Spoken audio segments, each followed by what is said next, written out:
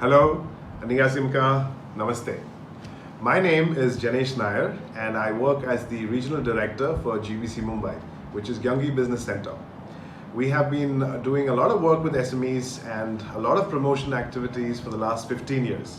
And today, I'm very delighted to talk about the future prospects or the global market insight pertaining to India for the year 2021. Keep this very short and interesting and come basically to the point. We will talk about basically the introduction to India. We'll talk about the market status, marketability, and what Gbc Mumbai can do to improve businesses and industries for Gyeonggi province.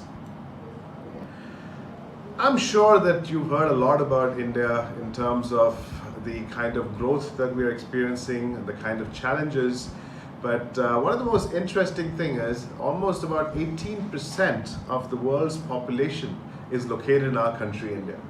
Now, India is very similar when it comes to Korea, as the Independence Day for India is also on August 15th. And obviously, Korea got independence two years before India did. Now, India is a very challenging country, not only because it's large, but also because of the fact that it is divided into 29 different states or provinces depending on the language that is spoken. So we're not talking about just one country here, but we're talking about a country in which there are hundreds of languages, different religions, different perspectives, different views, and therefore marketing in India becomes a challenge.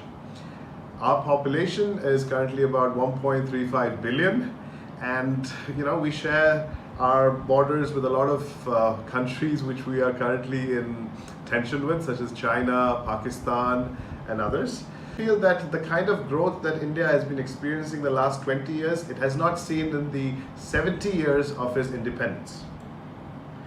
And if you look at how the industries of India is placed, the topmost industry in India has always been agriculture. Now, agriculture has been going down for the past few years. A lot of reasons behind it. The rural areas are not being developed much.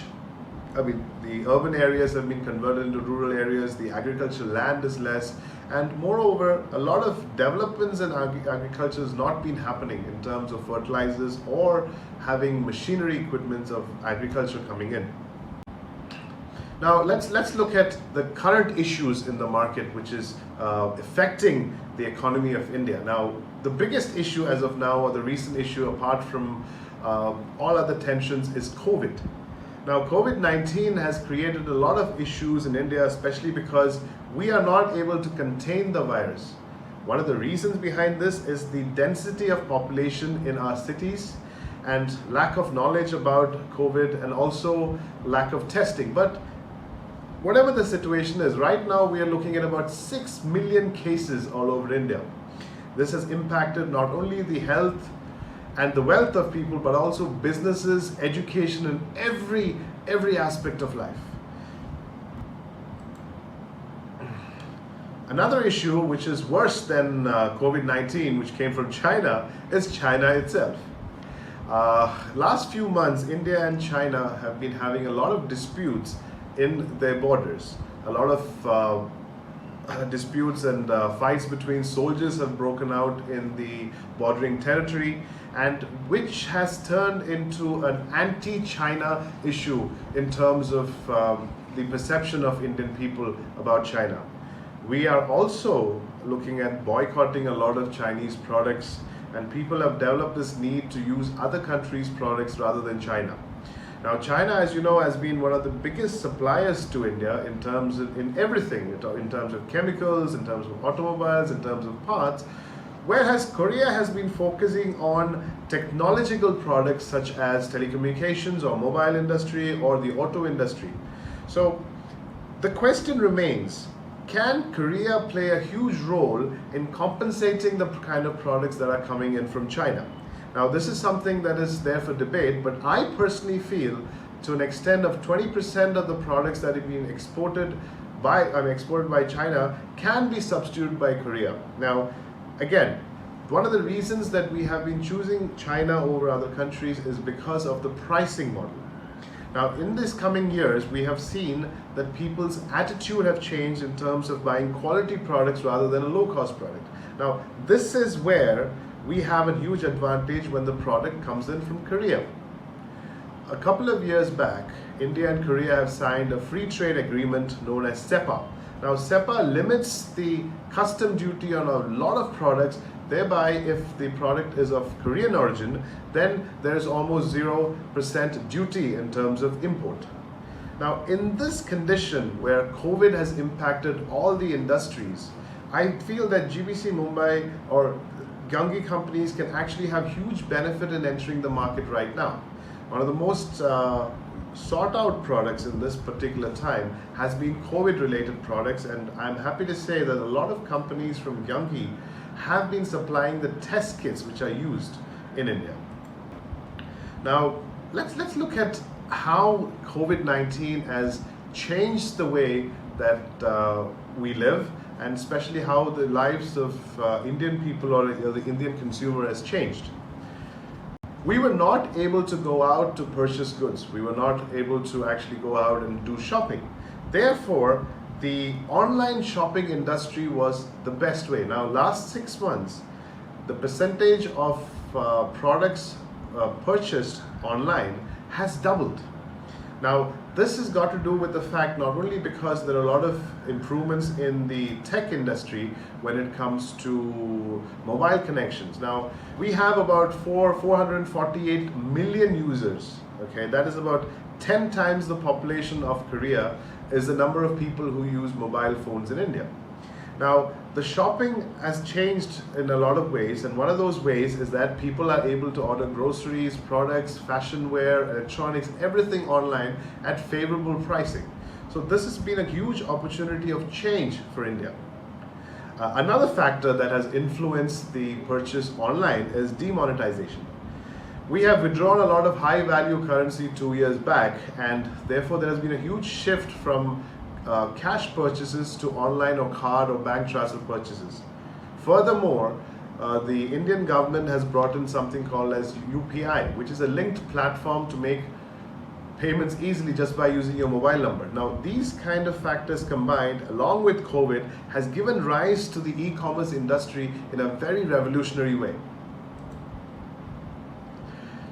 Now, these changes, now if you look at the changes that has happened of India going faceless, paperless, cashless, the amount of contact between a buyer and seller is reduced, and therefore I feel the opportunity lies in Korean brands to go directly online to meet their customers.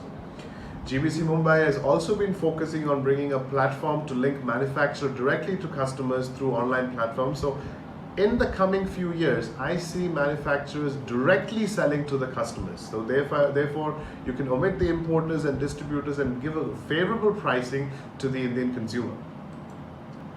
Now, let's look at the kind of demand, or let's look at the latest kind of products that are in demand. Now, one of the products that I'm very interested in, and many of my children and my kids is online gaming.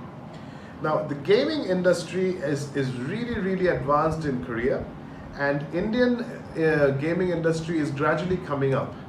And now during the 6 to 8 months of lockdown, people are looking at various forms of entertainment. So online movies, online gaming is the next trend. Now, if you are a company which is into online gaming, virtual reality, and these kind of platforms, I think India would be a very favorable country for you to come in right now. Another thing, one of the scarcities that we have been having in India is actually water, and the need to have potable or drinking water. So water purifiers are steadily on the rise, but the challenge in water purifier is to actually provide them at good pricing, because we're not looking at high-end water purifiers that has been sold in cities and luxury items, but we're looking at a mass scale of water purifiers that can be sold in our rural or village areas. Now, I've seen a lot of water purifiers coming in Korea, but the challenge is, can you match up to the price that Indian consumers are looking for? And another product along with water purifiers and slowly up in trend is air purifiers. Now, most of the cities such as Delhi, Kanpur or Mumbai have the highest amount of pollution, and customers are slowly shifting their focus to get products in air purification. So air purifying products would be actually good potential in the coming times. Petrol prices. We have seen a lot of changes in petrol prices. You've seen crude prices reaching $0 to $100, but in spite of there being a rapid decline in terms of oil-related products or the crude oil or consumption, Indian government unfortunately has been having a lot of taxation on this particular product, which is petroleum and diesel, and therefore there has been a change in trend to have eco-friendly automobiles, and that is where electric market is going to be huge on the rise. Now, electric market is just unsteady, and India still has to establish a lot of infrastructure before rolling out these kind of automobiles. So there is a huge scope not only in terms of battery, but also in terms of getting products which is related to charging and infrastructure of these kind of items. Now the best part. Now K-pop or K-drama or Hallyu has been hugely popular, not in terms of the older generation, but in terms of the new generation, which is the millennials. Now, because of K-pop's success, if you look at what they've done, is that K-pop has been associated not only with entertainment, but also with cosmetics and healthcare and self-care and self-improvement things. Now, due to this huge popularity, there has been a demand for Korean cosmetics, especially natural cosmetics, packaged cosmetics, because people have a new insight on this. So, and the Indian government has also gone ahead and put restrictions on the import or the kind of approvals needed to sell cosmetic products in India. So therefore, many of those Chinese companies who were selling low cost are no longer able to come and support in the market. Therefore, there's a huge potential of Korean cosmetics that can come. Now, obviously, there is a registration process that we need to do, but if you look online, there's even sections of K, but then it all depends on the kind of approvals that, how fast you can get those approvals, and the kind of platform that you choose to propagate your product. Lighting. As you know, that still in India, electrification of the entire country has not taken place. Now there are certain places in interior of India which do not have access to electricity. That's not only because of the lack of infrastructure for it, but also for the need of power generation and the amount of power that is being consumed all over. So in this particular time, LED lighting has been the preferred kind of lighting here, not only because of its low cost, but also because of its low consumption of electricity. The majority of the LED products we have been purchasing from China, but Korea, as you know, has a lot of improvements in terms of the light output, in terms of power consumption of LED kind of products. So LED is one sector that we can look at to supply to the Indian market amidst the problems that we are associating with China right now. So LED companies have a huge scope. Now, let me talk to you a little bit more on GBC Mumbai. Now, GBC Mumbai was established as the first office in 2005 by the province of Gyeonggi. The mission of GBC Mumbai was to promote the small and medium center enterprises in the Indian market. We have grown a lot in terms of providing services, from direct marketing to holding trade missions to holding exhibitions, and now we're moving a step ahead to taking our business processes online. With the COVID situation in mind, and also considering the slowdown in economy, GBC Mumbai has actually partnered with a lot of technological firms to enable online marketing services or online exhibitions. This coming November, we will be doing 2 exhibitions, one in India and one in Dubai or UAE, with about 240 Korean companies to meet as suppliers.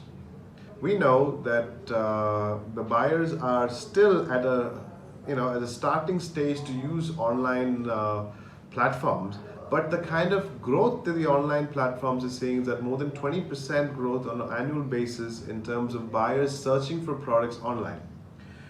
What GBC Mumbai would do is actually come up with innovative techniques so that the manufacturer and the buyer can meet through online platforms, explain their products, and if needed, GBC Mumbai will play the physical part of actually demonstrating the particular product to the buyer. We have been doing marketing activities for a lot of years, and we have come up with a lot of innovative strategies. Now, the challenge now remains is not only about helping 20 or 30 companies or doing an exhibition or doing a trade mission, but the challenge for GBC Mumbai remains to connect a majority, I'm talking about tens and thousands of Gyangi province companies to Indian buyers. So this is the mission that GBC Mumbai has, to expand in terms of expanding their services to the remote locations of Gyangi, to those very, very secluded companies in Korea, and try to find out the exact buyer in the Indian subcontinent. We will be trying a lot of efforts in terms of improving our marketing techniques in an online platform, in a virtual platform, so that you can actually do your marketing activities without traveling. Thank you so much for listening to GBC Mumbai's outlook for 2021, and I'm very sure that we will be able to help you and serve you in a manner which is much different than what we did before and achieve much better results. This is Janish Nair from GBC Mumbai. Thank you for listening. Kamsahamnida.